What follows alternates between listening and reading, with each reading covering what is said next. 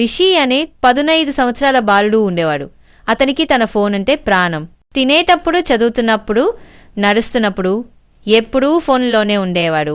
తల్లిదండ్రులు చెబుతుండేవారు, రిషి కొద్దిగా మాతో మాట్లాడు అని. రిషి ఎప్పుడూ అంటాడు, ఇంకా 5 నిమిషాలు. ఒకరోజు అతని తాతయ్య వాళ్ళింటికి వచ్చారు. రిషి ఫోన్లోనే ఉండటాన్ని గమనించిన తాతయ్య ఒక చిన్నతనపు చెక్క పెట్టె ఇచ్చారు. ఈ పెట్టె నీ ఫోన్ కంటే గొప్పది అని తాతయ్య అన్నారు. రిషి నవ్వేశాడు. ఇది ఏమి చేస్తుంది తాతయ్య? పాస్వర్డ్ కూడా లేదు. అంతే. అదే రాత్రి రిషి బాత్రూంలో ఫోన్ వాడుతూ ఉండగా అతని చేతి నుంచి ఫోన్ జారిపోయింది. చపాక్కున నీళ్లలో పడిపోయింది. రిషి భయపడ్డాడు. ఎలాగైనా బాగుచేయాలనుకున్నాడు. రైస్లో పెట్టాడు, తుడిచాడు. కాని ఫోన్ పనిచేయలేదు. తన చేతిలో తాతయ్య ఇచ్చిన పెట్టె గుర్తొచ్చింది.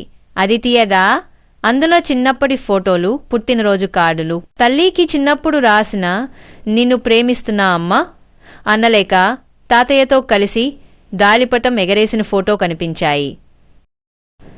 రిషి చిరునవ్విచ్చాడు. కాని వెంటనే కన్నీళ్లు వచ్చాయి.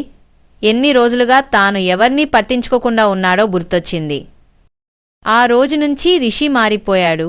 తల్లిదండ్రులతో మాట్లాడటం మొదలుపెట్టాడు. తాతయ్యతో నవ్వాడు. ఫోన్ మాత్రం ఇప్పుడు ఒక సాధనం మాత్రమే, జీవితమేమీ కాదు. Subscribe Telugu life stories.